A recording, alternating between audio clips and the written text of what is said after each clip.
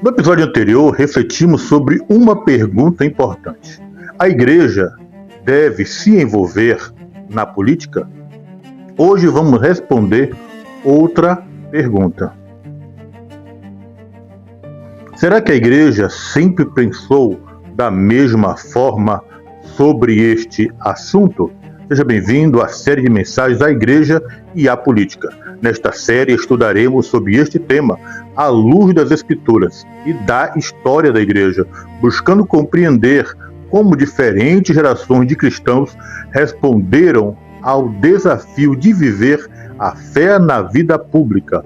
O nosso compromisso é com a verdade bíblica e o rigor da história e o respeito a diferentes tradições cristãs.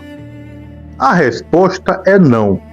Ao longo de 2000 anos de história em relação entre igreja e Estado mudou muitas vezes e houve um momento de perseguição, de influência, de aproximação, de distanciamento. Conhecer essa trajetória nos ajuda a entender porque ainda hoje existem opiniões tão diferentes entre os cristãos. Vamos iniciar com a história da igreja primitiva. Nos 3 primeiros séculos, a igreja viveu sob perseguição do Império Romano. Os cristãos não possuíam cargo de poder, não influenciavam as leis e frequentemente eram presos, perseguidos e mortos por causa de sua fé. Sua missão era anunciar o Evangelho, formar discípulos e permanecer fiel a Cristo. Mesmo sem influência política, transformaram o mundo pelo testemunho. Enquanto o Império Romano respondia com violência, os cristãos respondiam com amor, serviço e fidelidade. Foi assim que o Evangelho começou a conquistar os corações.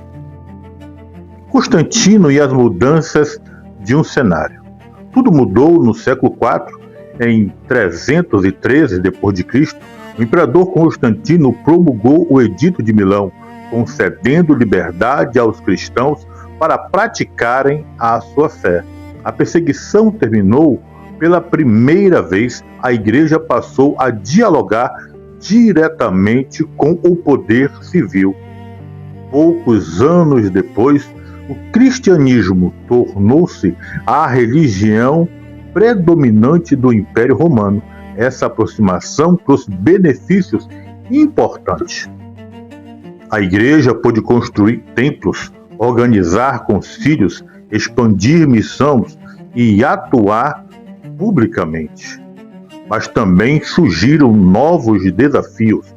Quando a igreja se aproximou do poder político, sempre existe um risco de perder parte da sua identidade ou de sua independência espiritual.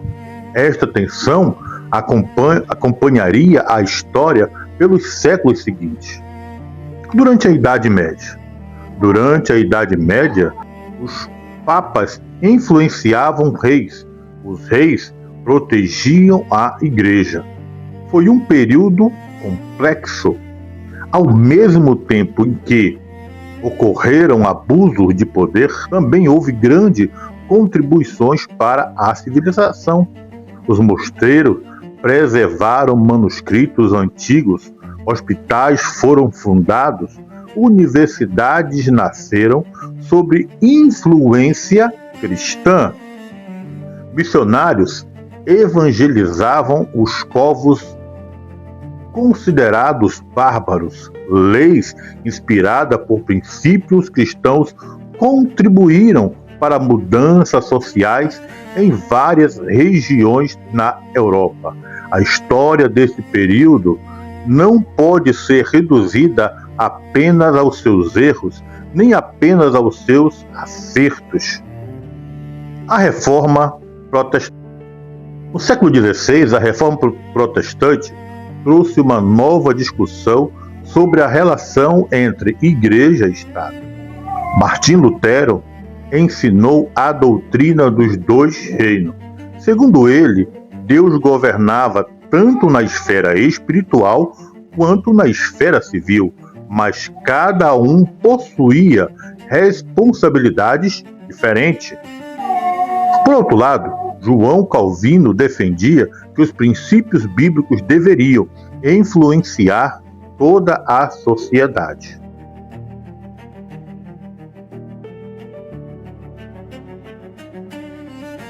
Já os anabatistas entendiam que a igreja deveria manter maior distância do poder político. Então, perceba que desde a reforma já existia diferentes interpretações sobre este tema e sobre este assunto. Essa diversidade continua até os dias de hoje. Os puritanos.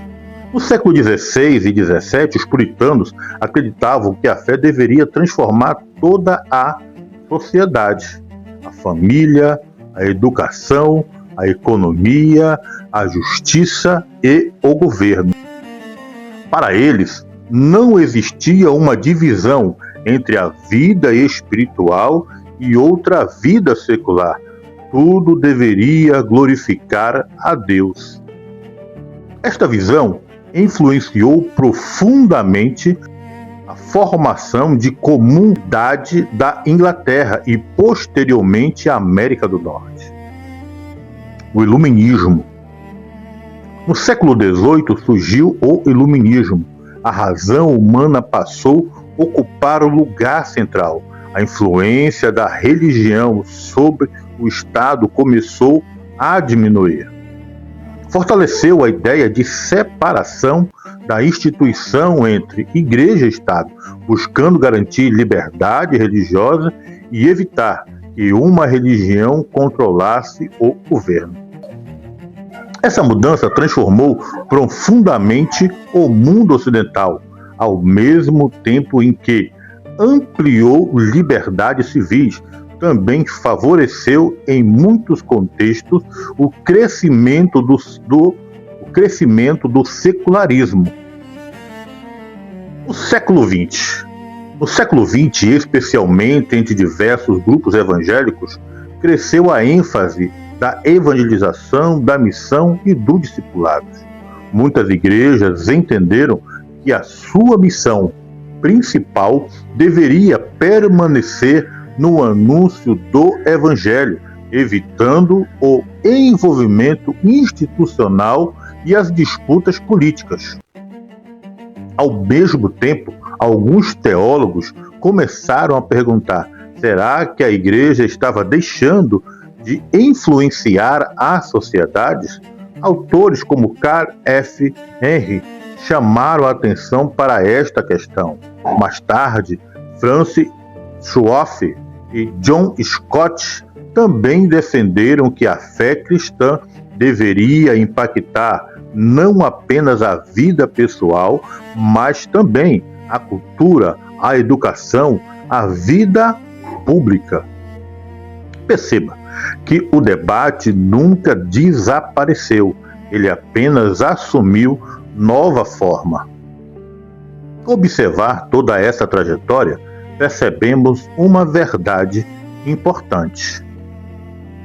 A igreja nunca pensou exatamente da mesma maneira sobre sua relação com a política.